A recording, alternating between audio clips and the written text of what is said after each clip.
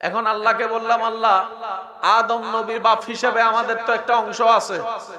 এখন সারা পৃথিবীর সব সন্তান যারা গেছে, যারা আছে, যারা আসবে, সবই তো আদম নবীর। তো এতগুলো সন্তানের আল্লাহ জায়গা কদ্দুর? রব বলে যে, নবী রাহমাতুল লিল আলামিন বলে, জান্নাতের যেটা সবচেয়ে ছোট ঘর হবে, এই পৃথিবী সমান 10টা পৃথিবী এক জায়গায় করলে আয়তনে যত বড়, জান্নাতের সবচেয়ে ছোট্ট রুম তার চাইতে বড়। আর একটু জোরে। রব বলে যে, জায়গার অভাব নাই, তোরা শুধু আদমের ওয়াফাদার সন্তান বনে আয়। ইন্নী জাইলুন ফিল আরদে খলিফার হক আদায় করে আয়। আমার নবী মুস্তাফার ওয়াফাদার উম্মত বনে আয়। যতটুক পারস চেষ্টা কর আমল করার, তারপরও যদি না পারস, লা তাকনাতু মির রাহমাতিল্লাহ, টেনশন করিস না, আমি আল্লাহ আছি তো। সুবহানাল্লাহ। আমার মতো একজন রব থাকতে তোদের এত টেনশন কি? টেনশন করিস না। সেজন্য মনে রাখবেন, যে মনে প্রাণে বলে যে আমার রব আছে, তার টেনশন দিন দিন। আমাদের টেনশন বেড়ে গেছে কেন জানেন? আমাদের সব মনে থাকে, রব আছে যেটাই মনে থাকে না। একটু জোরে বলেন না। বিপদ থেকে উদ্ধার করার মালিক কে? কিন্তু আপনি আমি যখন দুনিয়ার কেউ সাপোর্ট করে না, সাহায্য করে না, খবর নেয় না, তখন মন খারাপ করে বসে থাকি। দেখছো নি তার বিপদে আমি লাগছি, আমার বিপদে তার কোনো খবর নাই। 10 বার কল দিছি, একবারও কল রিসিভ করো না, এরপরে মোবাইল বন্ধ করে দিছে। হাই হাই, কেমনে উঠতাম, কেমনে উঠতাম, কেমনে উঠতাম। আল্লাহ কয়, তুই বাবস কিল্লাই, আমি কি নাই? তুই আমার দিকে না তাকাই থাকবি। যে রব খুঁটি ছাড়া আসমান বসায় রাখতে পারে, রশি ছাড়া সূর্যরে তুলতে পারে, ডুবাইতে পারে, ওই রব কি তোর মতো 3.5 লাখ মানুষের চালাইতে পারে না বেটা? আল্লাহ পাক বলে যে, বর্ষাটা আমার উপর রাখিস, টেনশন কমে যাবে। বর্ষাটা আমার উপর রাখিস, রাতে ঘুমের ওষুধ খাওয়ার দরকার আর হবে না। সুবহানাল্লাহ। আরো জোরে বলবেন না আপনারা? আমার কথা কি বুঝে আসছে আপনাদের? বেশি কঠিন হয়ে যাচ্ছে না তো? রব বলে যে, বান্দা জান্নাত এটা বানাইছি তোদের জন্য। এবার চলেন আমরা একটা অঙ্ক মিলাই। তর্ক অনেক হইছে, মানুষের ভুল অনেক ধরছি, আজকে ধরবো নিজের ভুল। রাজি আছেননি আপনারা? কারণ হাসরে আল্লাহ আমাকে আপনার সম্পর্কে জিজ্ঞাসা করবে না, আমাকে আমার সম্পর্কেই জিজ্ঞেস করবে। তো নিজের দোষগুলা যদি ধরতে পারি, তওবা করাটা সহজ হবে। আমার ভাইয়েরা বলুন, জান্নাতে যেতে গেলে সওয়াবের বেশি দরকার আছে না নাই? যদি গুনাহ বেশি হয় কোথায় যাবে? একটু জোরে বলেন, কোথায় যাবে? এই কথায় কারো কোনো দ্বিমত? এবার আপনারা সজ্ঞানে বলুন তো, এই জীবনে আপনি আমি সওয়াব বেশি করছি না গুনাহ বেশি করছি? তো গুনাহ বেশি হলে কোথায় যায়? আরো জোরে বলেন, আরো জোরে। কিন্তু রব চাই জান্নাতে। লাগছেন এক ফেস। অঙ্কটা বুঝছেন? আমরা আমাদের কর্ম দোষে যাচ্ছি কোথায়? রবে চাচ্ছে আমাদেরকে কোথায় দিতে? এক ফেস লাগছে। এবার দেখেন, কষ্টের জায়গার নাম কি? জাহান্নাম কয়টা? বলেন, এদিকের ভাইয়ের একটু বলেন। কষ্টের জায়গা, যন্ত্রণার জায়গা জাহান্নাম কয়টা? জান্নাত শান্তির জায়গা কয়টা? আপনার আল্লাহ তো শান্তির জায়গা একটা বেশি বানায় প্রমাণ করে দিছে।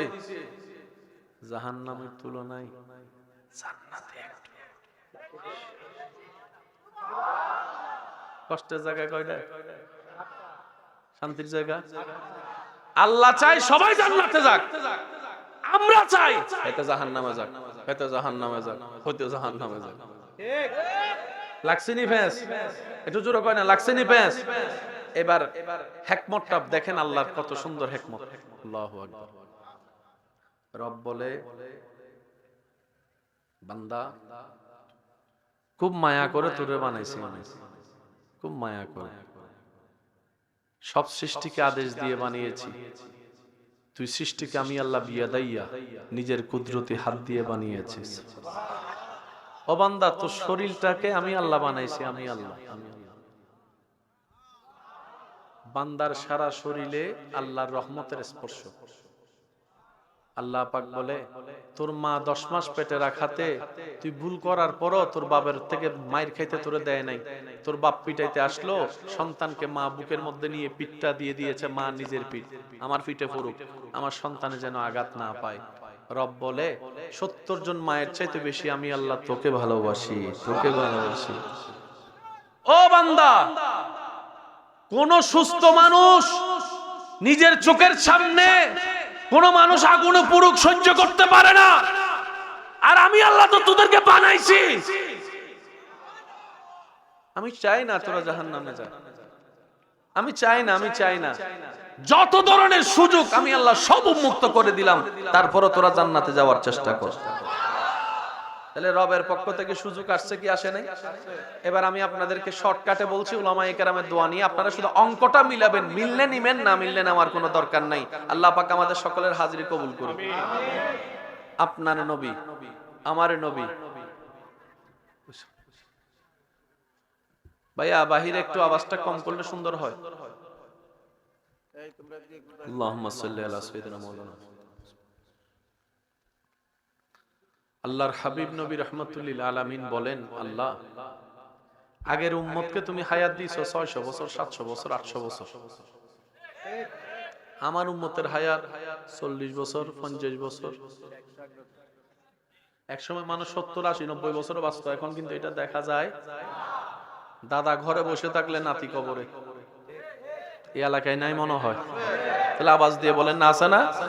আগে মানুষ দাড়ি সাদা হইলে, দাঁত পড়লে তখন মননে চিন্তা আসতো। এখন মোটরসাইকেল নিয়ে সকালে বের হইছে, রাত্রে বেলা লাশ হয়ে ঘরে ফিরছে, এরকম অনেক ঘটনা। নবী রাহমাতুল লিল আলামিন বলে, আল্লাহ আমার উম্মতের হায়াত কম। 800 বছর যারা সুযোগ পেয়েছে, ওই ইবাদতকারী অন্য নবীর উম্মতের সাথে টক্কর দিয়ে তো আমার উম্মত টিকতে পারবে না। 800 বছরের ইবাদতকারী, 30 বছরের, 40 বছরের ইবাদতকারী। আল্লাহ আমার উম্মত যদি বেইজ্জত হয়, আমি নবী কষ্ট পাবো। আল্লাহ কয়, হাবিব ওয়ালা সাওফা ইউতিকা রাব্বুকা, আমি কাউরে বলি নাই, আপনারে বলছি। মুসা নবীর উম্মত থাকলে কথা বলেন না, ঈসা নবীর উম্মত থাকলে চুপ করে থাকেন। নবী রাহমাতুল লিল আলামিনের উম্মত যারা আছেন, ফুল ভলিউম একবার বলেন সুবহানাল্লাহ। আমার মা বোন যদি আমার আওয়াজ শুনে থাকে, একটু দিলের কান লাগাই শোনার চেষ্টা করবেন। নবী বলে, আল্লাহ আমার উম্মত যদি বেইজ্জত হয়, আমি নবী কষ্ট পাবো। রব বলে যে আমি তো আপনাকে কষ্ট দিতে চাই না, আমি তো আপনাকে ওয়াদা করছি খুশি করব, খুশি করব। যতক্ষণ খুশি না হবেন ততক্ষণ দিতে থাকবো। আল্লাহর বিচারে কোনো 19-20, আল্লাহ বিচার করলে একজনও জান্নাতে যেতে পারবো এমন কেউ আছে? এবার আমরা হিসাবে আমলনামায় কোথায় চলে যাব? বলেন না, কোথায় যাব? নবী বলে, আল্লাহ আমার উম্মত যদি জাহান্নামে যায়, আমি কিন্তু জান্নাতে যাব না। এই দেখেন, ফেসের উপর ফেস। আমার উম্মত যদি জাহান্নামে থাকে, আমি কিন্তু জান্নাতে যেতাম না। আল্লাহ বলে যে আপনি যদি জান্নাতে না যান, জান্নাত উদ্বোধনই হবে না। তাহলে জান্নাত উদ্বোধন করতে আমাদের নবীরে লাগবে। আমাদের নবী শর্ত দিছে, লাগছেনি আনটা, এই কথা কয় না। আপনি অনেক সেলিব্রিটিকে ভালোবাসেন, সেলিব্রিটির জন্য কান্নাও করেন, মিসও করেন, পাগলামিও করেন। কোন সেলিব্রিটি মানুষ কি আপনাদের জন্য, আমাদের জন্য কান্না করবে? কিন্তু নবী রাহমাতুল লিল আলামিন আজীবন কান্না করেছেন আমাদের জন্য। কার প্রেমে পাগল হওয়া দরকার? আফসোস, কার প্রেমে দৌড়াইছি আমরা।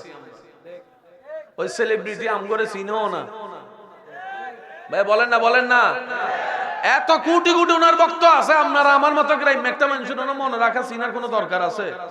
কিন্তু আমার নবী বলে, আমি আমার উম্মত প্রত্যেকটারে চিনি, প্রত্যেকটারে চিনি, প্রত্যেকটারে। সুবহানাল্লাহ বলবেন না? যারা আমার উপর দরুদ পড়ে, আমি তাদেরকেও চিনি, তাদের বাপকেও চিনি, তাদের মাকেও চিনি, তাদের গ্রামও চিনি, তাদের দেশও চিনি, তাদের চেহারাও চিনি। আমি নবী মুস্তাফা রাহমাতুল লিল আলামিন। একটু ভাইবেন, একটু ভাইবেন। যা খবর হয়ে গেছে অতীত অতীত, বর্তমান নিয়ে একটু ভাবেন, ভবিষ্যৎকে সাজান। পরিবর্তন করে দিবেন কে? নবী বলে, আল্লাহ আমার উম্মত যদি জাহান্নামে যায়, আমি জান্নাতে যাইতাম না। আল্লাহ পাক বলে যে আপনি জান্নাতে না গেলে আমি উদ্বোধনই করব না। এর নবীরে দিয়ে উদ্বোধন করতে গেলে গুনাহগার উম্মতকে জাহান্নামী থেকে কি করতে হবে? এই সুযোগে আল্লাহ তাআলা আমাদেরকে জান্নাত দিয়ে দিবেন। অঙ্ক কি বুঝে আসতেছে?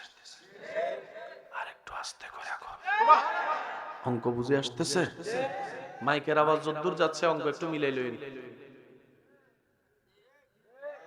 আর একটু জোরে, কারণ আল্লাহ বিচারক হইলে কেউ পার পাওয়ার কোনো সুযোগ নাই। এবার নবী বলে, আল্লাহ আমার উম্মতের হায়াত কম, তো নেকিও যদি কম হয় কেমন হইব? আল্লাহ কয়, হাবিব টেনশন করেন না, ইন্না আনজালনাহু ফি লাইলাতিল কদর ওয়া মা আদরাকা মা লাইলাতুল কদর লাইলাতুল কদর খায়রুম মিন আলফি শাহর। আপনার উম্মতকে আমি আল্লাহ এমন একটা রাত দিমু যে রাতে সে দাঁড়াবে, ডান কাঁধের ফেরেশতা লিখবে সেই বান্দা 1000 মাসের চাইতেও বেশি আমি আল্লাহর ইবাদত করেছে। এই কথা সবাই তো জানেন। আজকে চলেন উলামায়ে কেরামের দোয়া নিয়ে একটু গভীরে যাই। লাইলাতুল কদর কি দিনে না রাতে? রাতের সময় কি লম্বা নাকি নির্দিষ্ট? মাগরিবের পর থেকে সুবহে সাদিক, তারপরে সময়? কারণ এই দিনের মধ্যে 24টা ঘন্টায় অনেকগুলা টাইম আছে। ভোরবেলা আছে, সকালবেলা আছে, মধ্যাহ্ন আছে, দুপুর আছে, বিকাল আছে, সন্ধ্যা আছে, মাগরিব আছে, রাত আছে, মধ্যরাত আছে, গভীর রাত আছে, কত টাইম। কদর রাতে আল্লাহ বলছেন, আমি সুপ্রিম কোর্ট থেকে ডান কাঁধের ফেরেশতারে রায় দিয়েছি 1000 মাস লাগাতার ইবাদত করার সওয়াব লিখে দিবে। এবার মাস কিভাবে হয় একটু যদি খেয়াল করি, সেকেন্ডে মিলে মিনিট, 60 মিনিটে হয়, 24টা ঘন্টায় হয়, 7 দিনে হয়, 30 বা 29 দিনে হয়। আরো জোরে বলেন। এবার আল্লাহ কি বলেছেন জানেন? আহা, আল্লাহ পাক বলে, হাবিব আপনি টেনশন করছেন আপনার উম্মতের হায়াত, আপনার হায়াত কম বলে সওয়াব কমে যাবে। না না, আপনার উম্মতকে আমি আল্লাহ এমন একটা রাত দিয়েছি, সে এক রাতের কিছু অংশ যতটুকু পারে দাঁড়াবে, ডান কাঁধের ফেরেশতা লিখতে থাকবে, এই বান্দা প্রত্যেক দিন 24টা ঘন্টা প্রত্যেক সেকেন্ডে 1000 মাস লাগাতার আমি আল্লাহর ইবাদত করেছে।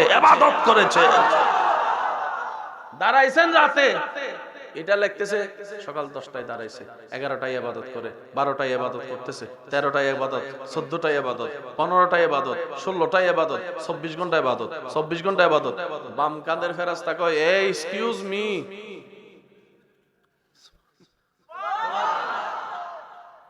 যে এটার কাজ কি লেখা? গুনাহ লেখা। বলে কি লেখা? এটার কাজ কি লেখা? নেক লেখা। জান্নাতে যেতে গেলে কি লাগবে? এবার বাম কাঁধের ফেরেশতা কয়, এক্সকিউজ মি, কি লেখস? কয় সওয়াব লেখি। কয় হে তো ঘুমাইতেছে, তুই সওয়াব কি লেখস? কয় হে নামাজ পড়তেছে। কয় আমি চোখে দেখতেছি ঘুম। তো তুই যে নামাজ লিখতেছস এটা তো তুই বেঈমানি করতেছস। কয় খবরদার, লবকুশাই মত করো। চিনো কে? কয় কে? ডান কাঁধের ফেরেশতা বলে, খবরদার আওয়াজ করিও না, এটা ভিআইপি নবীর ভিআইপি উম্মত। আপনি দাম কদ্দুর বাইরে গেছে জান। এবার নবী বলে, আল্লাহ নামাজেরটা পাইছি, তো রোজা তো বছরে মাত্র, বলেন না। আবার 1 মাসের ভিতরে সব রোজা পরিপূর্ণ হয়? অনেক ভুলভ্রান্তি আমাদের হয় কি হয় না? নবী বলে, আল্লাহ অন্য নবীদের উম্মতের রোজা থাকবে 3 লাখ 4 লাখ, আমার উম্মতের রোজা থাকবে মাত্র 5000 10,000, তা তো হয় না, কিছু একটা করেন। আল্লাহ কয়, আমি সংবিধান পাল্টাই দিছি আপনার জন্য। আল্লাহ কি? রব বলে, আপনার উম্মতকে বলবেন রমজানের সব রোজা রাখার পরে ঈদের চাঁদে শাওয়াল মাসে যে রাখবে 6 রোজা, আমি আল্লাহ সুপ্রিম কোর্ট থেকে রায় দিয়ে দিয়েছি, ডান কাঁধের ফেরেশতা লাগবে 365 দিন সে লাগাতার রোজা রেখেছেন। কয়টা? একটু জোরে বলেন, কয়টা? লেখা হয়েছে 300। এবার বলেন, জান্নাত পাওয়া কঠিন না সহজ? নবী বলে, আল্লাহ তুমি হজ ফরজ করছো, কিন্তু আমার উম্মতের অনেকের মন আছে কথা বলেন না। মন আছে, টাকা তো নাই। হজ যদি ফরজ হয় সবার জন্য, আমার গরিব উম্মত তো ধরা খেয়ে যাবে। আল্লাহ কিছু একটু করেন না। আল্লাহ কয় আইন পাল্টা দিছি, যা। যাদের সামর্থ্য আছে যাওয়া নিরাপদ তারা যাইস, আর যারা পারবি না তোদেরকে প্রশ্নও করব না। সুযোগ দিছে কি দেয় নাই? জোরে বলেন না। গুনাহ থেকে বাঁচাইছে কি বাঁচাই নাই? এবারে নবী বলে, আল্লাহ তুমি গুনাহ না বাঁচাই দিছো, তুমি চাইলে তো না করেও সওয়াব দিতে পারো, তোমার কাছে তো কোনো কিছুর কমতি নাই। আল্লাহ কয় জান, এটাও করে দিছি। আপনার উম্মতকে বলবেন হাজার ব্যস্ততার ভিতরে আদব শ্রদ্ধা ভালোবাসা নিয়ে আপন আপন মা বাবার চেহারার দিকে এক সেকেন্ড যদি তাকাই, মকবুল হজের সওয়াব ডান কাঁধের ফেরেশতা লিখে দিবে। এবার বাম কাঁধ, বাবা মনোযোগ একটু একটু একটু আমাদের ওয়াফাদার হতে হবে, বলেন না? তো গুরুত্ব বুঝলে না ওয়াফাদারিতা আরো বেশি গভীর ভাবে আসবে। কথা বলেন ঠিক কি না? বাম কাঁধের ফেরেশতা ডান কাঁধের কয়, কি লেখস? হজ করছে লিখছে। হে বাংলাদেশে বসে রয়েছে দিব্যি বরুরাতে, আর তুই হে বিমান উঠছে কখন? কয় তোরা না কইছি কথা না কইতো। অন্য নবীর উম্মত যাইয়া যা পায় নাই। আরেকটু ভাবে বলি, অন্য নবীর উম্মত কইরা গাম জড়াইয়া যা পায় নাই, এরা শুইয়া শুইয়া ঠ্যাঙের উপর ফা দিয়া লইরা লইরা তার চাইতে বেশি পায়। বাম কাঁধের ফেরেশতা কয় এটা আবার কেমনে? এবার আসেন, আল্লাহর ঘর মসজিদ বানানোর ইচ্ছা আছে কারো জীবনে? আল্লাহর ঘর মসজিদ বানানোর ইচ্ছা আছে? মসজিদ বানানোর ইচ্ছা কারো স্বপ্ন আছে? একজন দিল থেকে তুলবেন, এমনি দেখানোর জন্য না। মসজিদ বানানোর ইচ্ছা আছে? দুইজন তিনজন, আর কেউ? আপনার আছে, আপনার আছে, আপনার আছে। হ্যাঁ, এবার সবাই আমার সাথে একটু বলেন, আল্লাহ। এত কিপটামি করেন আপনারা, আর একটু জোরে কইতেন না? আল্লাহ তুমি যদি আমাকে তৌফিক দাও, আমি তোমার জমিনে তোমার জন্য একটা মসজিদ ঘর বানানোর নিয়ত করিলাম।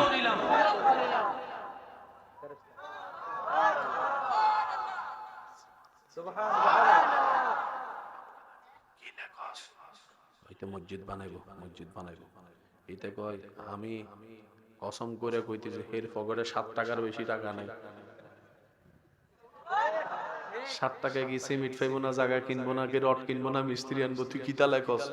তখন টান কাঁধের ফেরেশতা কয় তুই মনে সংবিধান ফরজ নাই।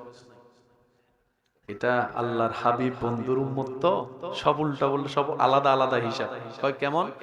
আগের যুগের মানুষ কইরা যা পাইতো, শেষ নবীর উম্মত নিয়ত করলে সওয়াব লেখা শুরু হয়ে যায়। এবার আরেকটা নিয়ত করে ফেলেন, আল্লাহ তুমি যদি তৌফিক দাও, আমি আমার হালাল ইনকাম থেকে আমার মা বাবা স্ত্রী সন্তানকে হজ করানোর নিয়ত করিলাম।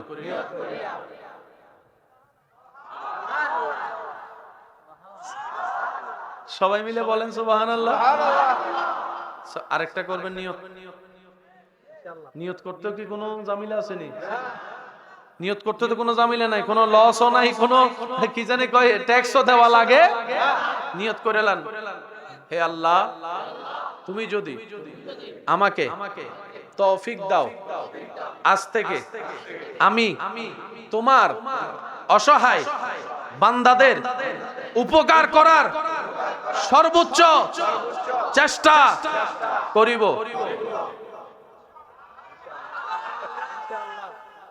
ডাইন কাঁধের ফেরেশতা কয় কি এক ঝামেলায় পড়লাম, বিরতিও পাই না। আরে হজরটা করছস নিয়ত, আর একটা মা বাবার এটা মসজিদের টানা হয় 10 বছর পরে করতি। 24টা ঘন্টা নন স্টপ সওয়াব লিখতে থাকে, শুধু একমাত্র কারণ নবী রাহমাতুল লিল আলামিনের উম্মতের খাতায় আপনার আমার নাম থাকার কারণে। আমি সুবহানাল্লাহ ছোট হলে মানব না, আরো জোরে বলতে হবে সুবহানাল্লাহ। এবার ঠিক আছে, এবার আরেকটা নিয়ত ইনশাআল্লাহ। আল্লাহ তুমি যদি তৌফিক দাও, আমি ফজরের নামাজ পড়ার নিয়ত করিলাম। বামগাদের ফেরেশতা কয় কি রে এখনো তো ফজর হয় না, তুই সওয়াব লেখস? কয় নিয়ত করলে সওয়াব, পড়লে আরো বেশি সওয়াব। তাহলে এখন থেকে আমরা ভালো কাজে নিয়ত করব ইনশাআল্লাহ। আবার চাইয়েন, দুষ্টামি করার জন্য করেন না, দিল থেকে করার চেষ্টা করেন, না হলে কিন্তু লিখবে। কারণ ফেরেশতারা আপনার দিলের খবর জানে তো, এইদিকে আছে তো। আপনি কি গুতাই গুতাই করতেছেন নাকি মন থেকে করতেছেন এটা বুঝে। আমরা নেক আমল করার চেষ্টা করব, সবাই বলে না আমিন। নবী বলে আল্লাহ তুমি এত দয়া করছো, 5 ওয়াক্ত নামাজ, বাকি 23 ঘন্টা আমার উম্মত কি করবে, একটু সহজ করে দাও। আল্লাহ পাক বলে আপনার উম্মতকে বলবেন জীবনের প্রত্যেকটা কাজ যেন সুন্নত মোতাবেক করে। তৃষ্ণা লাগলে সুন্নত মোতাবেক পানি খেতে বলবেন, পানি খেয়ে তৃষ্ণাও নিবারণ হবে, সুন্নত আমলের কারণে সওয়াবে সওয়াব হয়ে যাবে। কঠিন না সহজ? এবার সব কাজ বাদ দেন। 24 ডেইলি কয় ঘন্টা? 24 ঘন্টা। 24 ঘন্টা আপনারা ঘুমান কয় ঘন্টা? 6 অথবা 7 অথবা 8, যেটাই বলেন। এই 8 ঘন্টা পুরা লস না? বলেন না পুরা লস না? কিন্তু আপনি যদি নবীর সুন্নতকে আপন করে নেন সেটাও লাভ। আল্লাহ পাক বলে হাবিব আপনার উম্মতকে বলবেন ঘুমের আগে যেন একটু ওযু কইরা নেয়। সুবহানাল্লাহ, এত আস্তে আরো জোরে হবে না? আল্লাহ পাক বলে হাবিব আপনার উম্মতকে বলেন ঘুমের আগে যেন ওযু বানায়। সে যতবার নিঃশ্বাস নিবে ফেলবে সকালে ঘুম থেকে ওঠার আগ পর্যন্ত, প্রত্যেকটা নিঃশ্বাসে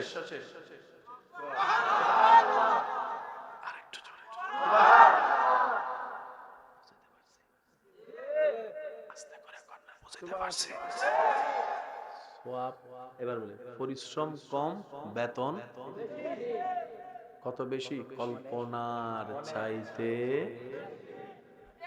এরপরও যদি আমরা জাহান্নামে যাই, আমি তো মাইরা দিছি, আপনি তো মারানো না এখনো। এতদিন তো অন্যের কপালে মারছেন, আজকে নিজের কপালে মারে। আল্লাহ এবং রসুলের সহজ করছে কি ভাইয়া করে নাই? এবার আল্লাহ কত দয়াবান দেখেন। আল্লাহ পাক বলে যে পরও যদি তুই কামাইতে না পারস, এরপরও টেনশন করিস না, চিন্তা করিস না, আমি রহমান আছি। তুই শুধু ঈমানটা লইয়া কোন রকম কবরের পরীক্ষাটা পার করে হাসরে আয়। বান্দা তুই শুধু ঈমানটা মজবুত কইরা কোন রকম কবরের পরীক্ষাটা পার করে হাসরে আয়। আমি আল্লাহ এমন সিস্টেম করব,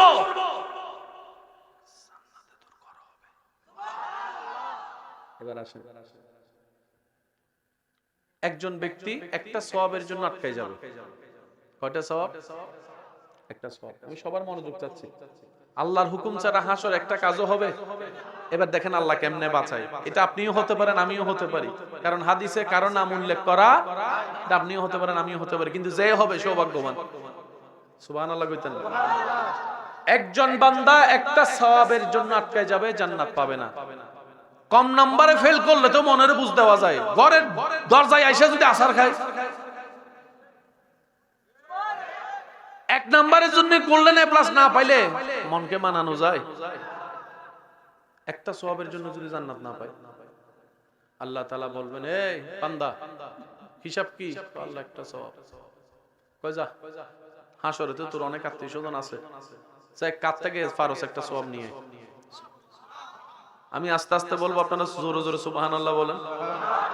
এবার সেই ব্যক্তি বড় আশা নিয়ে দুনিয়ার মানুষের কাছে, যাদের সাথে উপকার করেছে, পরিচিত আছে, ভালোবাসা ছিল, এই ছিল সেই ছিল, সবার কাছে যাবে। সবাই বলবে নফসি নফসি নফসি, চিনি না চিনি না চিনি না, নফসি নফসি। আল্লাহ তোর একটা আছে, দেও দে, আমি দিতে পারবো। সে মন খারাপ করে করে আসবে। হঠাৎ করে একজন বান্দার সাথে দেখা হবে। ওই বান্দা জিজ্ঞেস করবে, চিনে না জানে না, কিরে ভাই মন খারাপ কেন, কি অবস্থা কি? সবাই দেখছেন নি একের জন্য ফেল যাম। ওই কাহিনী কি? তো আমার যদি একটা সওয়াব থাকতো, কারো থেকে পাইতাম জান্নাত। ওই একটা সওয়াবের জন্য আপনার মন খারাপ, এটা কোনো কথা? ধরেন আমার একটা সওয়াব আপনারে দিলাম। তখন সেই ব্যক্তি বলবে কেউ কারো দিল না, মা দিল না, বাপে দিল না, আপনি দিলেন কিল্লে? তখন সে বলবে যে আমার গুনাহ আছে 99টা, সওয়াব আছে একটা, থাকলো কি না থাকলো কি, অন্তত তুমি লইয়া যাও, তোমার উপকার হোক। আমার ভান্ডারে সওয়াব আছে কয়টা বলেন না, কয়টা? থাকলো যে, যুবকের আওয়াজ পাই নাই, থাকলো যে। এবার সে বান্দা একটা সওয়াব পেয়ে খুশি মনে রবের দরবারে যাবে। রব বলবে এই হাসরের দিনে তোরে দয়া করছে হেডা কেডা, ডাক। এবার ওই যে এক সওয়াব দিছে তারও ডাকবে, আয়। তুই বলে তার একটা সওয়াব দিছস? আল্লাহ দিছি তো। কেন দিছস? আল্লাহ আমার কাছে। তো দিছস কেন? তখন সে বলে যে আল্লাহ আমি তো জান্নাতে যেতে পারবো না এক সওয়াব দিয়ে, কিন্তু আমার একটা সওয়াব দিয়ে যদি তোমার একটা বান্দা জান্নাতে যায়, আমি জাহান্নামে বসেও মনে একটু শান্তি পাইয়াম যে না শেষ বেলায় কারো একটা উপকার করে আসছি, কোন বান্দার মুখে একটু হাসি তো ফুটাইতে পারছি, কারো চেহারায় একটু মলিনতা তো আমি দূর করতে পারছি, এটা ভেবে হলো অন্তত শান্তি পাবো যে না কারো উপকার করে আসছি। আল্লাহ পাক বলে যে তুমি আমার বান্দা হইয়া যদি দয়া দেখাইতে পারো, আমি স্রষ্টা হয়ে কি দয়া দেখাইতে পারি না? যা তোরও দিলাম জান্নাত, এক সওয়াবের মালিক তোর গুনাহ মাফ করে তোরও দিলাম জান্নাত। জান্নাত আল্লাহ, আল্লাহু আকবার। উচ্চ আওয়াজ একবার বলেন সুবহানাল্লাহ, আরো জোরে বলেন। এক সওয়াবওয়ালা কই বলেন না, কোথায়? হিকমত কার? না হলে এই কোটি কোটি বান্দার সাথে ভিতরে তার সাথে দেখা হইল কেন? দেখা তো রব আল্লাহর চাওয়াই আপনি জান্নাতে যান, জান্নাতে থাকেন, জান্নাতের নিয়ামত উপভোগ করেন, আল্লাহ বড় খুশি হবে। বলেন না সুবহানাল্লাহ।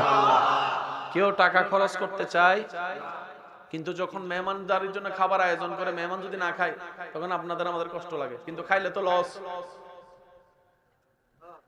খাবার কমে যাবো না আপনার, তখন আর এটা মাথায় থাকে ভাই একটু খান না ভাই, আমার পেট ভরে গেছে আরেকটু। যখন মেহমানরা পেট ভরে খায়, মেজবানের দেখে মনটা বড় হয়ে যায় যে না পেট ভরে তো খাইছে, সবাই খুশি মনে। এই কথায় কারো কোনো দ্বিমত আছে? এবার আওয়াজ দিয়ে বলেন জান্নাত আছে না নাই? এখনো আছে না নাই? জান্নাতের সৌন্দর্য, ফলমূল আছে না নাই? রূপ সৌন্দর্য আছে না নাই? আপেল গাছ আছে না নাই? কিন্তু খাওয়ার মতো কেউ। মাথায় রাখবেন, আপনি যে দিন জান্নাতে যাবেন সেই দিন জান্নাতের ঈদের দিন। আমি জিম্মাদারের সাথে বলছি, হুজুরের দোয়া নিয়ে। জান্নাত এখনো আছে না নাই? একটু কল্পনা করে দেখেন তো, আপেল গাছ, আপেল জুল্লা রইছে, খাওয়ানি না থাকলে খাওয়ার জিনিসের দাম আছে। আপেল গাছ এখন কি আপেল গাছ, যারা খাওয়ামু হে তো নেই, তো এগুলো কই কই দুনিয়ায়। আপনি যে দিন জান্নাতে যাবেন সেদিন জান্নাতের ঈদের দিন হবে। আপনি জান্নাত দেখে যতটুকু খুশি হবেন, জান্নাত আপনাকে দেখে তার চাইতে আরো বেশি খুশি হয়ে যাবে। জান্নাত বলবে যে তুই আমার জন্য অপেক্ষা করছস মাত্র 30 বছর, আমি জান্নাত তোর অপেক্ষায় ছিল আজকে কোটি কোটি কোটি কোটি বছর তোর অপেক্ষায় আছি, কখন তুই আসবি, কখন তুই আসবি। এবার জান্নাতকে প্রশ্ন করলাম, আমরা দুনিয়াবাসী তো তোমাকে অনেক দামি মনে করি, তুমি যে আমাদের জন্য অপেক্ষা করো সেটাই তো বুঝতে পারি নাই। জান্নাত বলে আরে আমার জন্য তোরা কেন অপেক্ষা করবি, আমারে কেন তোরা দামি মনে করবি? সস্তাই তো জান্নাতকে আশরাফুল মাখলুকাত বানাই নাই, মানুষ কেন আশরাফুল মাখলুকাত বানিয়েছেন। জান্নাতের চাইতে 1000 গুণ দামি। একটু জোরে বলেন। আমি আবার বলবো, সবার একটু জোরে বলবেন, জান্নাতের চাইতে 1000 গুণ দামি মানুষ। কিন্তু এই মানুষের নিজের দাম না বুঝার কারণে গাছতলায় যাইয়া, আমি কইতাম না, আরো জোরে গন লাগবে, আরো জোরে গন লাগবে। এই মানুষ নিজের দাম না বুঝা মেয়েদের পিছনে বহ বহ করে ঘুরে। এই মানুষ নিজের দাম না বুঝা মুরব্বীদের সামনে সিগারেট টান মারে। এই মানুষ নিজের দাম না বুঝা চুলগুলা কারে, এগুলা কি চুল নাকি মুরগির ফোক বুঝি না, কারণ নিজের দাম তো নিজে বুঝার কখনো চেষ্টা। করা হয় নাই।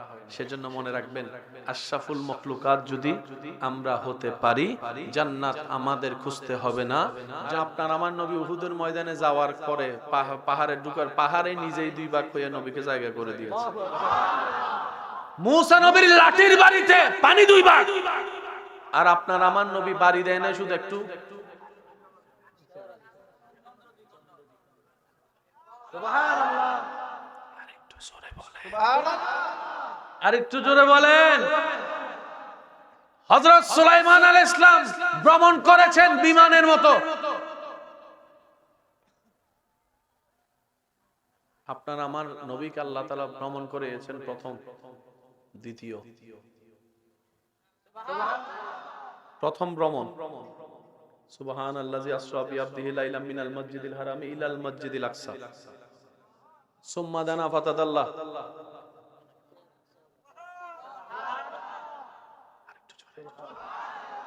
যাইতে যাইতে জিবরাইল কয়, ইয়া রাসূলুল্লাহ, আমার সীমানা, আমি আর পারবো। এবার আপনাকে আমাকে একটা কথার উত্তর দিবেন।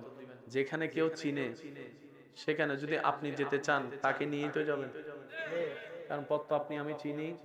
যেমন আজকে আসার সময় পথ চিনি না বলে অন্যদিকে ঢুকে গেছি, তখন মানুষ কিন্তু মেহমান আমার ভাইয়েরা বলতেছেন, কয় ভাইয়া রাস্তা এটা না, ফালাইছেন ওইটা। এখানে কোনো নেম প্লেট নাই, কিছু নাই, চিনবো কেমনে? মাঝে মধ্যে গুগল মামাও দুষ্টামি করে। গুগল মামার অন্ধবিশ্বাস করলে শেষ পর্যন্ত দেখবেন যাইতে যাইতে যাইতে রাস্তা শেষ, খালি বিল, কিছু কথা কয় না। আবার মাঝে মধ্যে যদি গুগল মামার মাথা একটু নষ্ট হয়, যাইতে যাইতে ভাইবেন সামনে একটা ব্রিজ সারা খাল, এবার তুই নিজে ব্রিজ বানা, তারপরে তুই যা, সবকে আমরা বানাই দিব না। ইমানদার ভাই, গভীর মনোযোগ। নবী রাহমাতুল লিল আলামিন মেরাজের রজনীতে জিবরাইল বলে যে, ইয়া রাসূলুল্লাহ, আসেন। নারায়ে তাকবীর, নারায়ে রিসালাত, নারায়ে গাউসিয়া, প্রধান আলোচকের আগমন। উচ্চ আওয়াজে একবার বলেন মারহাবা। কষ্ট হচ্ছে আপনাদের? জিবরাইল বলে, ইয়া রাসূলুল্লাহ, আপনি যান। তো জায়গাটা তো নবী আগে কখনো যায়নি, প্রথম। তো নবীর বলা দরকার ছিল না, আমি তো চিনি না।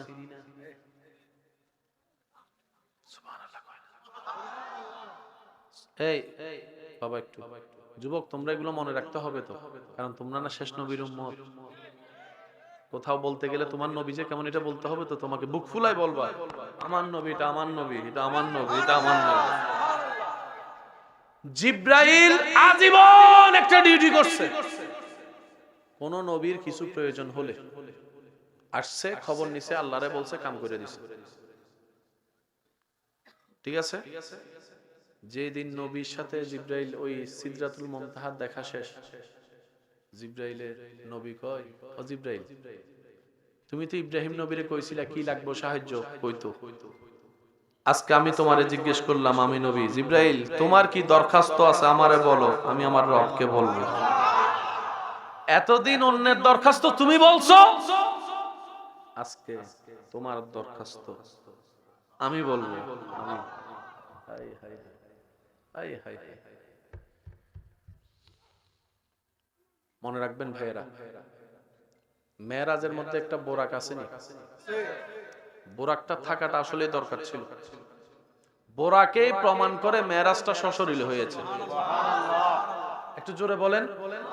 কারণ এর পরে যা হইছে এগুলো আপনার আমার ক্যাপচারের বাইরে, কিন্তু মক্কা থেকে আকসারটা ক্যাপচার করা যাবে। গুগল মামারে জিজ্ঞেস করলো মোটামুটি কিছু একটা বের করা, তারপরে বোরাকের স্পিড বের করলে মোটামুটি ক্যালকুলেশন মিলে যাবে। আল্লাহ পাক বলে, জিবরাইল বোরাক নিয়ে যাও। জিবরাইল বলে, আল্লাহ তুমি চাইলে তেমনিও নিয়ে আসতে পারো, ঈসা নবীরে তুলে ফেলছো না, এমনি তুলে ফেলো। রব বলে যে না, আমার নবীর এই বিষয়টা কিয়ামত পর্যন্ত থাকবে। কিয়ামত পর্যন্ত হাজার বুদ্ধিওয়ালা মানুষ আসবে, এক একজনের এক এক মাথা, এক একজনের এক এক বুদ্ধি, এক একজনের এক এক চিন্তা। বোরাকটা নিয়ে যাও, যেন তারা শুনে বুঝতে পারে বোরাক যেহেতু বাহন, বাহনে যাত্রী কাম্য, যাত্রী দরকার, সুতরাং বোরাক যেহেতু আছে, যাত্রীও। আর একটু জোরে বলেন সুবহানাল্লাহ। যখন আকসায় গিয়ে কাম শেষ, এবার ঊর্ধ্বগমন শুরু হয়েছে। আমি আর বেশি দূরে যাব না। আল্লাহ তাআলা সেই দিন নবী রাহমাতুল লিল আলামিন বলে, আল্লাহ তুমি আমাকে যা দিয়েছো আমি উম্মতকে দেওয়া ছাড়া কিচ্ছু নিইনি। তো তুমি যে আমারে দিদার দিছো, আমার উম্মতেরও পাওয়ার অধিকার আছে তো আল্লাহ। তুমি বলছো আসসালামু আলাইকুম আইয়ুহান নবী, আমি বলছি ওয়া রাহমাতুল্লাহি ওয়া বারাকাতুহু, আসসালামু আলাইনা ওয়া আলা ইবাদিল্লাহিস সালিহিন। আল্লাহ আমার উম্মত ছাড়া আমি কিচ্ছু নিতাম না। ওই দিন নবীর আবদারে আল্লাহ যেটা উপহার দিয়েছে এটার নাম নামাজ। নামাজ নামাজ নামাজ হচ্ছে এমন একটা পাওয়ারফুল সফটওয়্যার, আপনি দুনিয়া থেকে করবেন, রবের সাথে ওইখানে কানেকশন লাগবে। সেজন্য আমি বলি, আপনার আমার দিলের সাথে রবের রহমতের যে কানেকশনটা ডিসকানেক্ট হয়েছে, এটাকে রিকানেক্ট করতে হবে, তো গোড়া ঠিক থাকবে। প্রথম শুরু করছিলাম কি দিয়ে? এই তো ভুলে গেছে। সবাই বলেন কি দিয়ে? আমি আবদার করছি ভাই যা করেন গোড়া ঠিক রাখেন। তো গোড়া ঠিক রাখার জন্য একটা সার্জের দরকার আছে না? ওই কলবের সাথে রবের রহমতের সাথে যখন আপনি ডিসকানেক্ট ওয়ালা হৃদয়টাকে যখন আপনি রিকানেক্ট করবেন। আমি রিকানেক্ট কেন বললাম? কানেকশন আগে থেকেই ছিল, গুনাহ করতে করতে এটা ডিসকানেক্ট করে ফেলছি। এখন এটাকে একটু রিকানেক্ট করতে পারলে নূর আসা শুরু হবে। যখন আপনার ভিতরে আস্তে আস্তে আল্লাহর রহমত নূর আসা শুরু হবে, কিভাবে বুঝবেন? তখন আপনার আগের মতো আর গালির পরিবর্তে গালি দিতে ইচ্ছা করবে না। চার দোকানে বসে হইতেন নামে বদনাম, হইতেন নামে বদনাম শুনতে বলতে ইচ্ছা করবে না। কে কষ্ট পাইছে নাকি পাই নাই সেটাতে আপনার হাসি আসবে না কখনো। হ্যাঁ, কারো বিয়ে বনি দিয়া ফেস লাগাইয়া কারো বিয়ে ভাঙতে ইচ্ছা করবে না। ভাইয়ের জায়গা দখল করতে ইচ্ছা করবে না। মানুষের থেকে এক সপ্তাহের জন্য টাকা নিয়ে 10 বছরে যে ঘুরান ওইটার ইচ্ছা করবে না। চোখ দিয়ে সেই থাকার ইচ্ছা করবে না। তখন সারাক্ষণ ইচ্ছা করবে সবাই ভালো থাক, যা আমি দোষী, তোরা ভালো থাক। যখন রহমত আসা শুরু করবে দেখবেন আপনার ফেঁসে গ্যাঞ্জামে যাইতে ইচ্ছে করবে, যা তোরা ভালো থাক, যা জান্নাত তোরা লগে যা যা। আমি কি বুঝাতে পারছি? সেজন্য বেশিরভাগ পাগল আল্লাহর ওলিদেরকে মজজুবদেরকে দেখবেন একা একা থাকে, কারো আগেও নাই। আপনি আমি ভাত খাইতে কত টাকা ইনকাম করা লাগে, ইনকামের জন্য কত ঘন্টা পরিশ্রম করা লাগে দুনিয়াতে। আর পাগলদেরকে দেখবেন চাকরিও নাই, ব্যবসাও নাই, ডেলি ডেলি খায়, ডেলি ডেলি খায়। কিরে পাগল, চাকরি ব্যবসা কই নাই? তো খাস কেমনে? ওই রাজ্জাক আছে তো, আমারও টেনশন নাই। সুবহান, আমার বর্ষাটা আমার মালিকের উপর করে দিয়েছি। আল্লাহ তাআলা আমাদের সকলের হাজিরি কবুল করুক, আমিন। আলোচনা আরো হবে, আপনারা এই মাহফিলটাকে ধরে রাখার চেষ্টা করবেন আন্তরিকতা এবং ভালোবাসার সাথে। আর আগামীকালকে শবে মেরাজ, এটা আমাদের গর্বের দিন, আনন্দের দিন। কারণ এই সুযোগ আর কেউ কে আল্লাহ দেয় না, শুধু আমাদেরকে দিয়েছে। আল্লাহ তাআলা আমাদের সবাইকে বুঝার আমল করার তৌফিক দান করুক, আমিন। আজকের মাহফিলে প্রকাশ্যে গোপনে যারা সহযোগিতা করেছেন, মওলা সবাইকে কবুল করুক, আমিন। আমি শেষবারের মতো সবার জবান থেকে একটু আল্লাহু আকবার ধ্বনিটা শুনতে চাই। দুই হাত তুলেন, মাশাআল্লাহ। আর এই মাহফিলে আজকে এসে যাদের অন্তর খুশি হয়েছে সেই আওয়াজ একবার বলেন আল্লাহু আকবার, আল্লাহু আকবার, লা ইলাহা ইল্লাল্লাহ, লা ইলাহা ইল্লাল্লাহ, লা ইলাহা ইল্লাল্লাহ,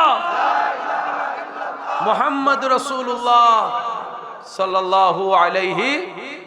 সবগুলো আপনারা যেগুলো আমাদের ইসলামে অনুষ্ঠান আছে, ঐতিহ্য আছে, ধরে রাখার চেষ্টা করবেন। যদি ফায়দা চান, আমাকে যারা ভালোবাসেন আবদার করে তাদেরকে বলি ঝগড়াতে যাবেন না, তর্কে যাবেন না। তর্ক বাড়ায়। আজকে যদি এলাকায় কোনো খুন হয়, মনে রাখবেন এটার কাহিনী আজকে না, অনেক আগেই সূত্রপাত হয়েছিল, আজকে প্রমাণ হয়েছে, প্রকাশ হয়েছে। বুঝতে পারছি?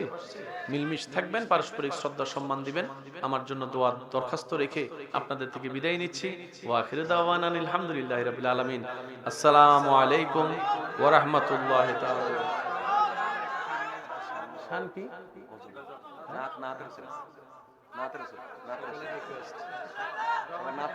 হ্যাঁ, নাতে রাসূল, এটাকে শান বলেন আপনারা? আচ্ছা আচ্ছা, আচ্ছা, না না ভুল না তো, এক এক জায়গায় এক একটা বলে আর কি।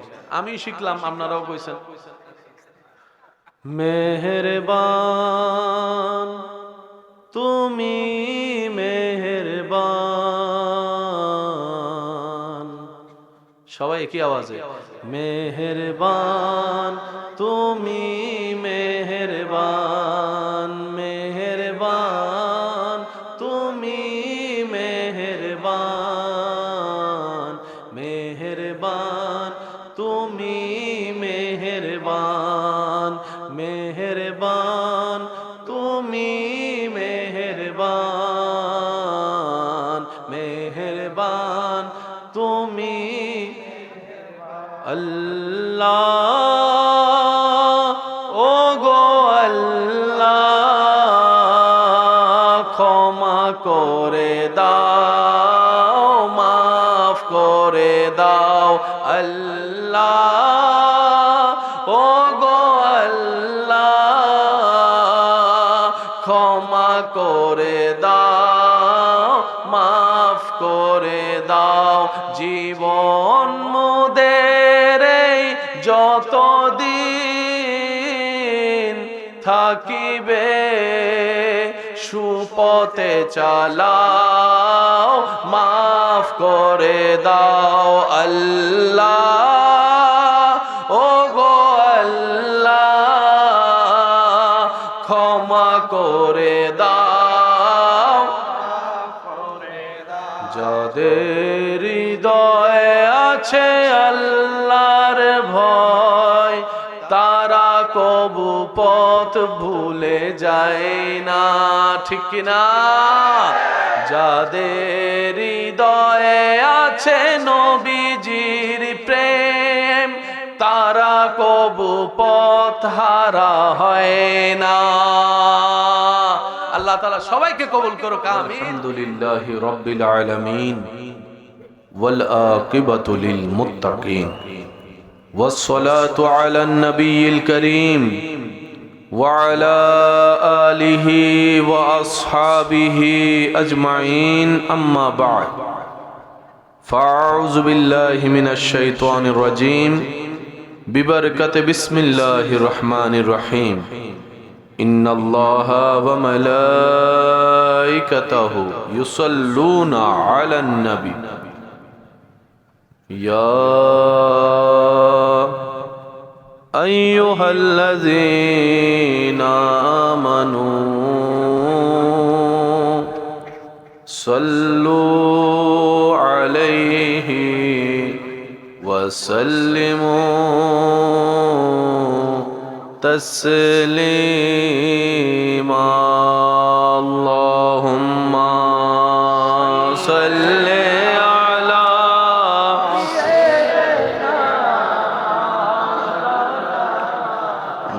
محمد وعلى آل سيدنا مولانا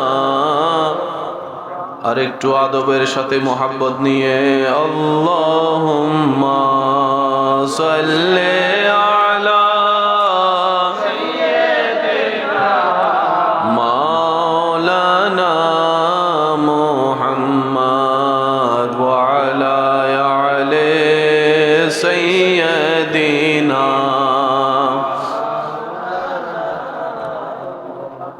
যাই যদি মোর তন জন এতে নাই মোর ভাবনা, যত দিন থাকবে প্রাণ নবীজিকে ভুলব না। আল্লাহুম্মা সাল্লি আলা সাইয়্যিদিনা মুহাম্মদ ওয়া আলা আলি সাইয়্যিদিনা মাওলানা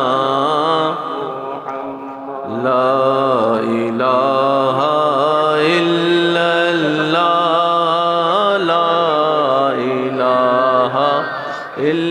ইল্লাল্লাহ পড়িয়ে লা ইলাহা ইল্লাল্লাহ লা ইলাহা ইল্লাল্লাহ পড়িয়ে লা ইলাহা ইল্লাল্লাহ লা ইলাহা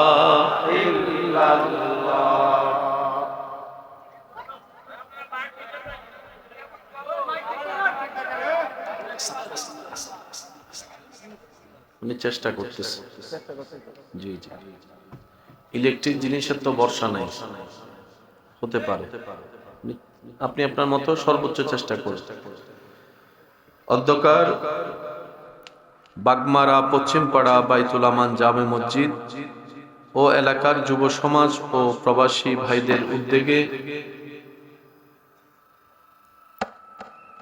রহমানিয়া আতিকিয়া মাদ্রাসার মান্যবর প্রতিষ্ঠাতা সুলতানুল ওয়াইজিন উস্তাজুল উলামা আফতাবে খিতাবত মুনাজির আহলে সুন্নাত হুজুর আল্লামা অধ্যক্ষ ইউনুস ওয়াজিদি রহমানি মাদ্দা জিল্লুহুল আলী হুজুর কেবলা আলমের সভাপতিত্বে আজকের এই 17তম বার্ষিক ওয়াজ ও দোয়া মাহফিলের মান্যবর আলোচকবৃন্দ রাজামারা সিনিয়র মাদ্রাসার মান্যবর অধ্যক্ষ বিশিষ্ট আলেমে দ্বীন রৌনক আহলে সুন্নাত হযরতুল আলহাজ আল্লামা মাওলানা মফিজুল ইসলাম হুসাইনি সাহেব মাদ্দা জিল্লুহুল আলী আজকের মাহফিলের সম্মানিত মান্যবর আলোচক রৌনক মিল্লাত রৌনক আহলে সুন্নাত হযরতুল আলহাজ আল্লামা জনাব মাওলানা এনামুল হক আতিকি সাহেব মাদ্দা জিল্লুহুল আলী রৌনক আহলে সুন্নাত মুফতি আবু নোমান ইকরামুল হক সাহেব মাদ্দা জিল্লুহুল আলী রৌনক আহলে সুন্নাত হযরতুল আল্লাম জনাব মাওলানা ফয়সাল হোসেন সালিহি মাদ্দা জিল্লুহুল আলী মাহফিল পরিচালনায় খেদমত করে যাচ্ছেন রৌনক আহলে সুন্নাত হাফেজ মাওলানা মুহাম্মদ বেলায়েত রাজাবি সাহেব হাফেজ মাওলানা মুহাম্মদ মাহদি হাসান সহ আমন্ত্রিত ওয়াদিগার উলামায়ে কেরাম উপস্থিত স্কুল কলেজ ভার্সিটি মাদ্রাসার প্রাণপ্রিয় ছাত্র ভাইয়েরা উপস্থিত আল্লাহর প্রেমিক নবীর প্রেমিক ইমানদার ভাইয়েরা আসসালামু আলাইকুম ওয়া রাহমাতুল্লাহি তাআলা ওয়া বারাকাতুহু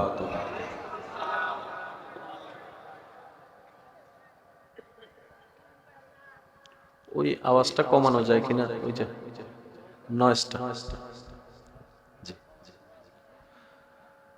আল্লাহ পাকের রহমতের দরবার থেকে রহমত ভিক্ষা পাওয়ার আশায় মহাব্বতের আওয়াজে আপন আপন জায়গা থেকে সবাই একবার ভালোবাসা নিয়ে মহাব্বত নিয়ে ঈমানি কণ্ঠে চিৎকার দিয়ে একবার বলি আলহামদুলিল্লাহ।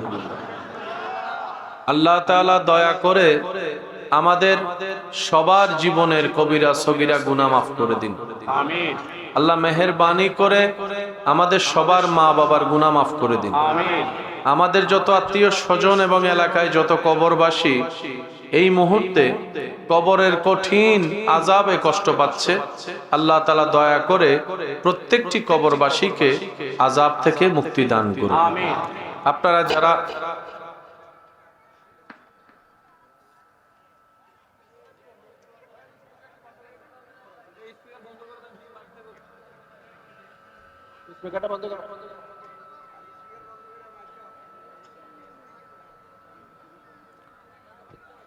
আপনারা যারা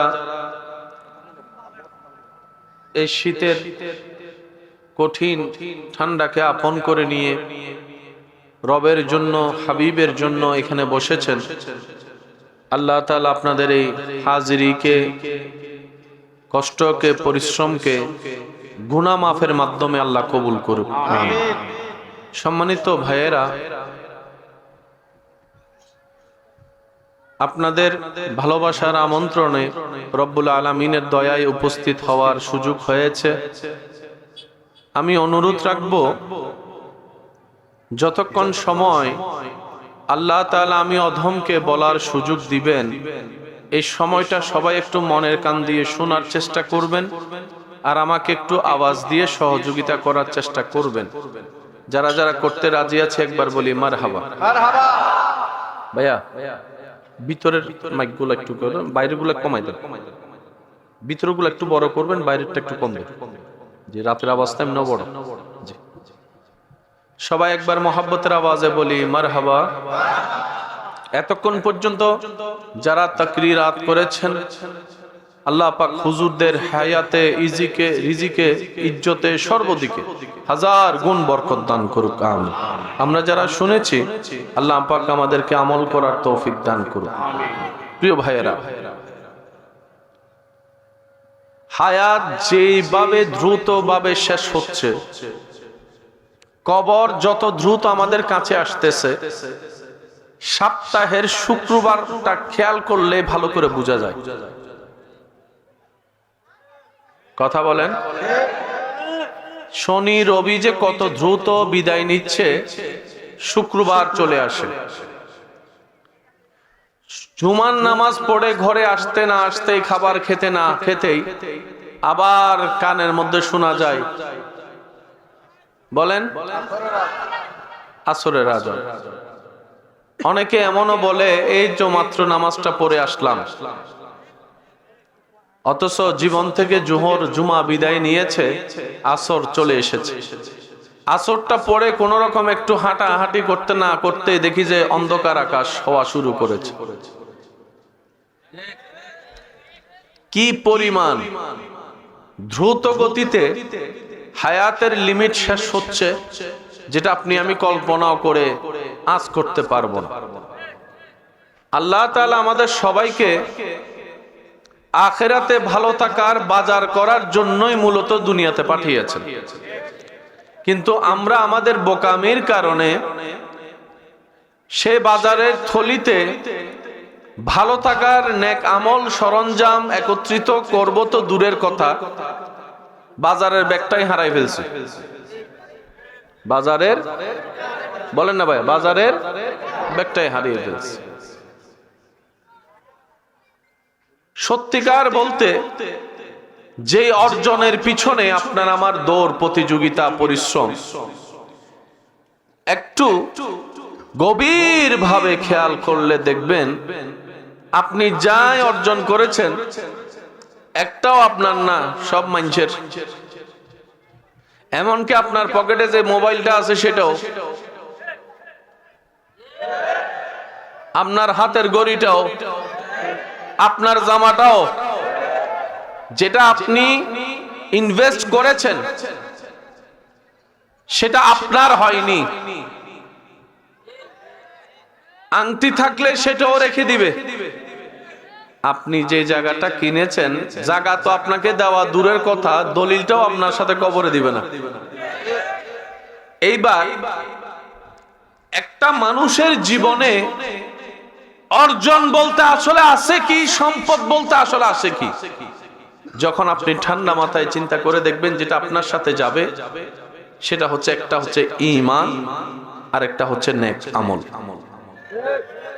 সুবহানাল্লাহ, জোরে বলুন। কয়টা জিনিস পাইলাম? একটু জোরে বলেন, কয়টা? এই দুইটা ছাড়া দুনিয়া থেকে নিয়ে যাওয়ার মতো আপনার আমার আমাদের মূলত কোনো কিছুই। আরেকটা মজার বিষয়, যে প্রবাসী ভাইয়েরা মাটির ঘর, বেড়ার ঘর রেখে বিদেশ গিয়েছে, অক্লান্ত পরিশ্রম করে খেয়ে না খেয়ে টাকা জমিয়ে পাঠিয়েছে, যার পরিশ্রমের বদৌলতে কুটে ঘর, চারতলা বিল্ডিং হয়, সে প্রবাসী যদি মারা যায় দেখবেন লাশটা ঘর পর্যন্ত ঢুকে না। কোথায়? একটু জোরে বলেন। আমার প্রবাসী ভাই স্বপ্ন দেখেছিল ওই ঘরে একদিন আমি থাকবো, টাকা পাঠিয়েছি, দুনিয়ার মানুষ, দেশের মানুষ বানিয়েছে, আমি একদিন গিয়ে থাকবো।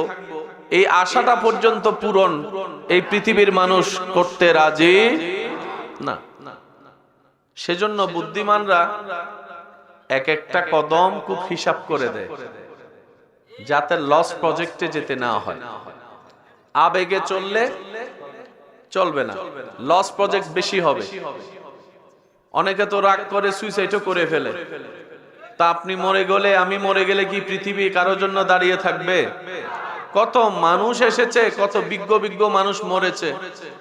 নিউটনের মতো মানুষের জন্য পৃথিবী থেমে থাকে নাই, আইনস্টাইনের মতো মানুষের জন্য পৃথিবী থেমে থাকে নাই। আপনি আমি কোন ক্ষেতের মূলা? আজীবন মাথায় রাখবেন, পৃথিবী সব সময় চেষ্টা করে কেমনে লাথি দিয়ে বাইর করতে পারে।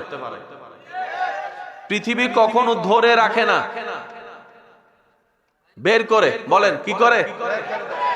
পৃথিবী কখনো ধরে রাখে না, বের করে দেয়।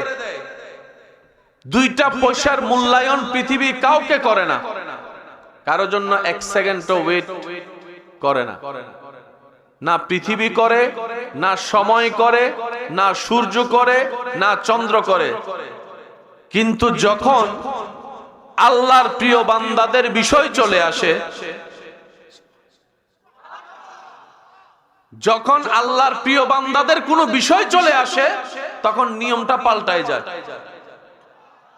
আপনার আমার জন্য এক সেকেন্ড সূর্য অপেক্ষা করে না, করবে না, কিন্তু মওলা আলীর জন্য রাসূলের দোয়ায়, আল্লাহর হুকুমে আবার সূর্য পুনরায় ফিরে এসেছে। বেসটা এই জায়গায়। আজীবন একটা কথা মনে রাখবেন, যা করার করেন, যেমনে চলার চলেন, গোড়াটা ঠিক রাখেন। বুঝাতে পারছি কথা? গোড়া যদি ঠিক থাকে, শীতকালে পাতা যদি জোরেও যায়, আবার পাতা গজার সম্ভাবনা। এই বছর যদি ফল পোকাওয়ালা হয়, আগামী বছর আবার ফল ধরলে ভালো হওয়ার সম্ভাবনা। কিন্তু গোড়াটা যদি না থাকে, বলেন না, সম্ভাবনাই পাওয়া তো অনেক দূরের কথা, সম্ভাবনাই। সেজন্য মনে রাখবেন, গোড়া যদি ঠিক রাখতে পারেন, ডালপালা বড় হবেই, শাখা প্রশাখা বাড়বে। আমরা বেশিরভাগ মানুষ গোড়া নষ্ট করে ফেলি। আমি কি বুঝাতে পারছি কথা আপনাদেরকে? আমি বলছি না আপনি এটা কইরেন, এটা কইরেন, আমি বলবো না, আপনি আমার চাইতে ভালো জানেন। তবে পরামর্শ দিবে এতটুক ভাই হিসেবে, গোড়া ঠিক রাখেন। আমি কি বুঝাতে পারছি কথা? প্রত্যেকটা শব্দ একটু মনোযোগ দিয়ে শ্রবণ করবেন। পরিবর্তন আশাটা আহামরি কঠিন বিষয় নয়।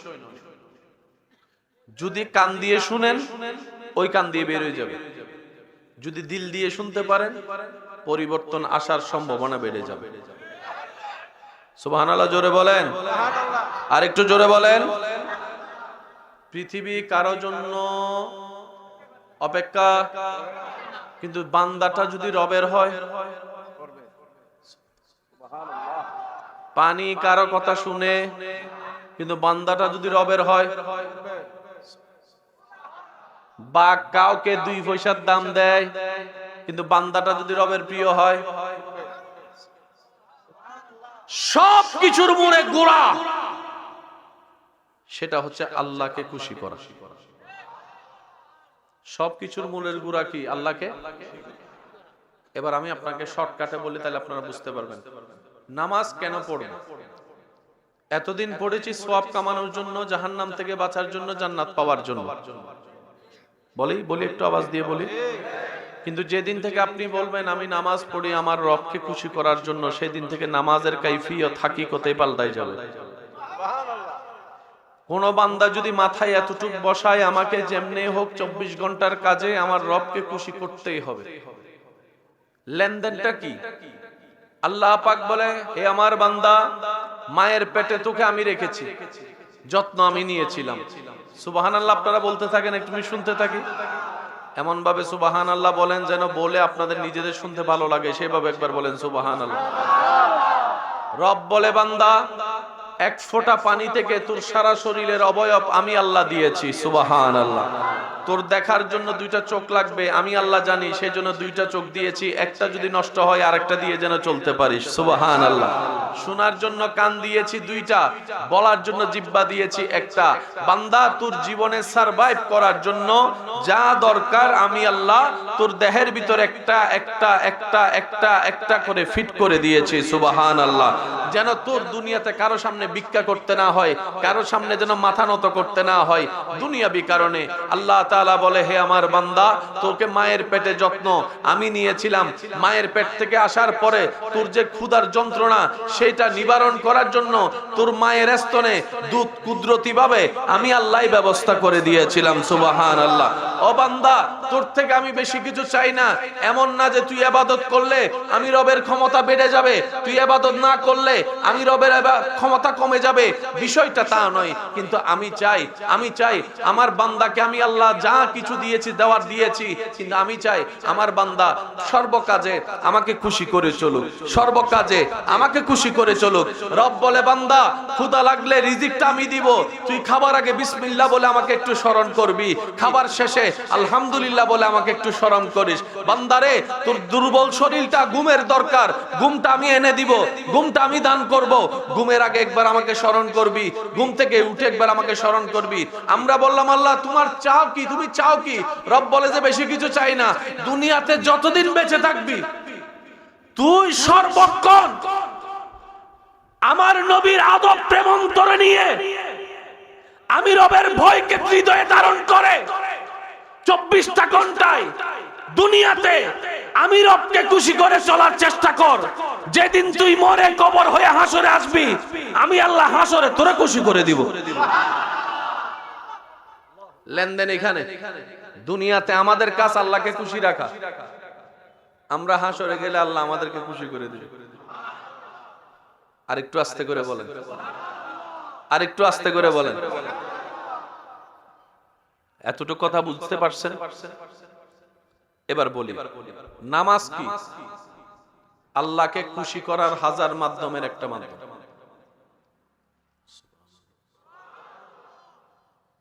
আরেকটু বড় করে সুবহানাল্লাহ, বেশি জোরে করে কইলে শীতও কমে যাইব তো, দেখেন না, আরেকটু জোরে কোন সুবহান। নামাজ কেন পড়ব? উত্তর, আল্লাহকে খুশি করার জন্য। পৃথিবীর সমস্ত ঝামেলা এখানে শেষ যদি আমরা বুঝতে পারি। আমি এখন বলতে থাকবো, আপনারা সামাজিক পারিবারিকটা একটু মিলাবেন, পারবেন ইনশাআল্লাহ। নামাজ কেন পড়ব? আল্লাহকে খুশি করার জন্য। ব্যবসা বন্ধ করে কেন? নামাজ পড়ব। যিনি রিজিক দেন ওনাকে খুশি করার জন্য। সুবহানাল্লাহ। স্কুল মাদ্রাসার মধ্যে নামাজ টাইম হলে কেন নামাজ পড়ব? যিনি জ্ঞান দেন ওনাকে খুশি করার জন্য। আর একটু জোরে বলেন না। জিমের মধ্যে করতে গেলে নামাজের টাইম হলে জিম বাদ দিয়ে কেন নামাজ পড়বো? যিনি শক্তি দেন ওনাকে খুশি করার জন্য। সুবহানাল্লাহ। আপনার আমার প্রত্যেকটা কাজ যদি রবের খুশির জন্য করা হয়, সুদ অটোমেটিক বন্ধ হয়ে যাবে, ঘুষ অটোমেটিক বন্ধ হয়ে যাবে, ভাই ভাইয়ের ঝগড়া অটোমেটিক বন্ধ হয়ে যাবে, বড়রা ছোটদেরকে ক্ষমা করে দিবে, ছোটরা বড়দেরকে শ্রদ্ধা করা শুরু করবে, এলাকার জামিলা শেষ হয়ে যাবে, বউনি দিয়ে পিন লাগাইয়া বিয়ে ভেঙে দেওয়ার সেই যন্ত্রণা বন্ধ হয়ে যাবে। কারণ সবার মাথায় শুধু কাজ করবে, আমার আল্লাহ খুশি হবে তো, আমি এই কাজটা করলে আমার আল্লাহ রাজি হবে তো, এই কাজটা করলে। রব বলে যে তুই যখন মনে প্রাণে আমারে খুশি করার নিয়ত বসাই ফেলবি, আমি আল্লাহ তোর সামনে রাস্তাটা সেইভাবে গোছাই দিব যেন প্রত্যেকটা কাজে আমাকে খুশি করতে পারি। বান্দা চেষ্টা করার পরেই আল্লাহ দেয়। আরেকটু জোরে বলেন। বাবা কথা বলেন না প্লিজ, একটু একটু। আমাদের একটাই কাজ, যেমনে হোক আল্লাহকে কি করা। এবার কোন একটা পজিশনে, পরিবেশে, পরিস্থিতিতে আপনার মা কিংবা বাবা সবার সামনে আপনাকে ইচ্ছা মতো বকা শুরু করছে, এটা আপনার ইজ্জতে লাগতেছে, প্রেস্টিজ বলে একটা কথা। হঠাৎ করে আপনার মা আপনার বাবা রেগে জুতাটা হাতে নিয়ে আপনাকে মারা শুরু করছে, তখন আপনার করণীয় কি? একটু খেয়াল করবেন।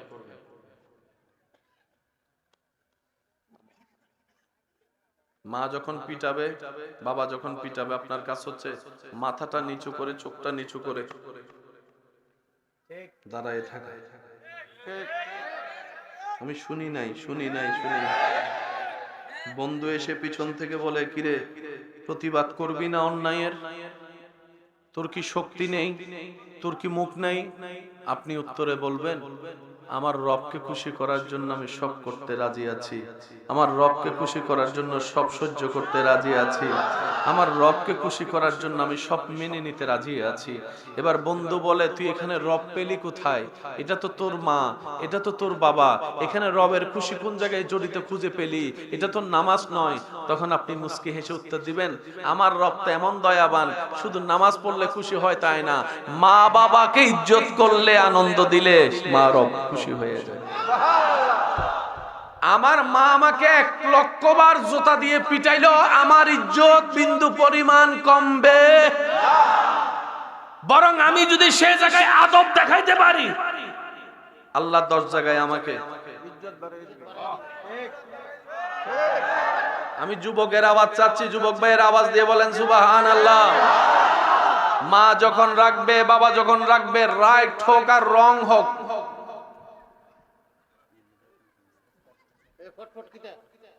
রাইট হোক আর রং হোক, কোন দাড়ি কমা প্রশ্ন করা যাবে? যদি সিচুয়েশন এমন হয় 10 জনের সামনে মা বাবা ফিরাইতেছে, আপনার কাছে হচ্ছে আদব দেখায়া মারেন মারেন মারেন। তবে মনে রাখেন, যে যে জায়গায় মা বাবার মাইটটা ফরিব, এতটুকু বলতে পারবেন জাহান্নামের আগুন থেকে বাঁচার একটা রাস্তা হয়ে যাবে। আমি শুনিনি।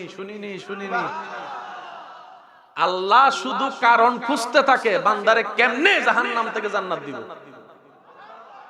সব বান্দারে চায় আল্লাহ জান্নাত দিতে, এরপরও যদি আমরা জান্নাত না পাই,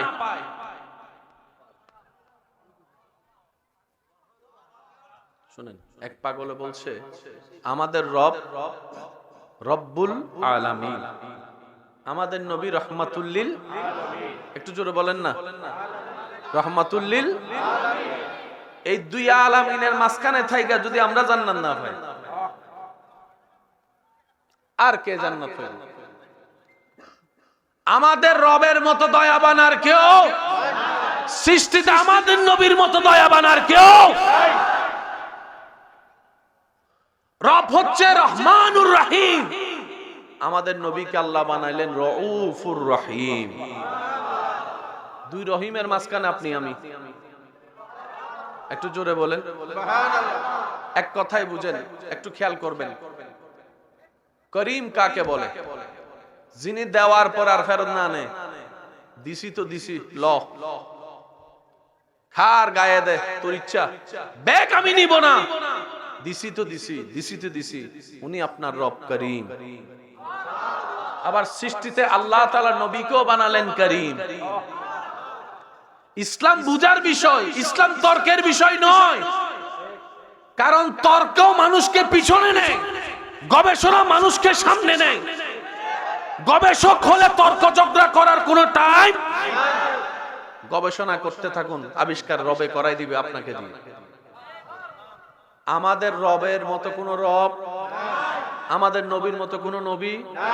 এরপরও আমরা যদি জাহান্নাম পাই, আফসোস করা ছাড়া আর কোনো উপায় নাই। কিন্তু রব চাই সবাই জান্নাতে যাক।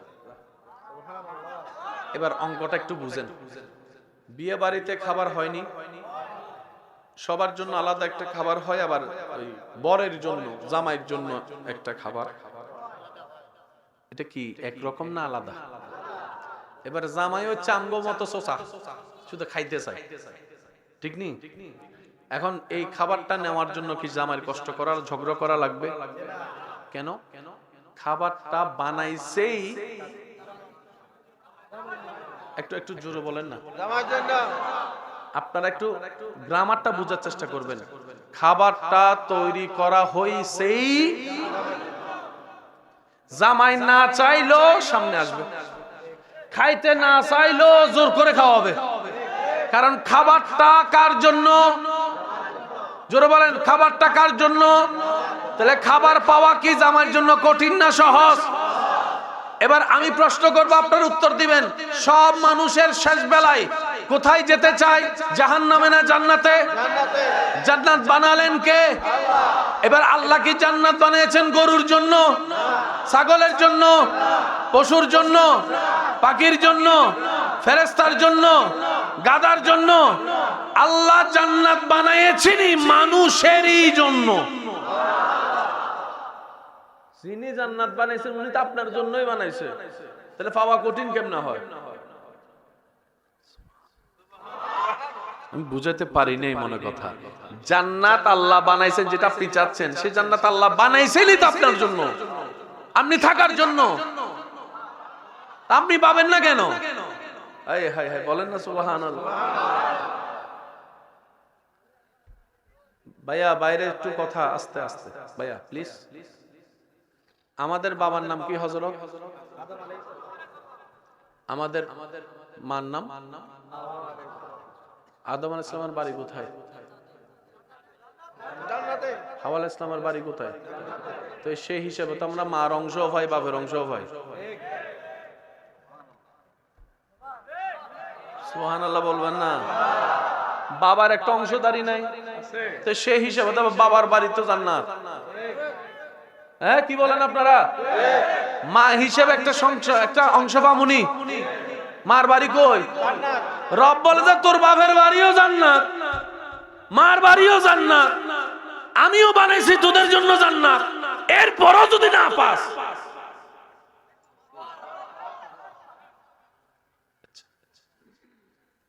না পাইলে কি করব?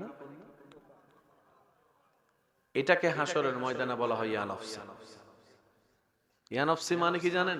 আহা, সুযোগ ছিল জান্নাত পাওয়ার, কিন্তু আমি অর্জন করতে পারি নাই, সুযোগ কাজে লাগাতে জানিনি। ওই আফসোসের নাম হচ্ছে ইয়া নফসি, ইয়া নফসি, ইয়া নফসি। বাপ মার টাকার অভাব নাই, সন্তান পড়ালেখা করে নাই, বড় হয়ে যখন সেই পড়ালেখার দাম বুঝতে পারছে, আফসোস করা ছাড়া কোনো উপায়, এটার নাম ইয়া নফসি। সুযোগ ছিল না, করতে পারে নাই, এটার নাম ইয়া নফসি নয়। সুযোগ থাকার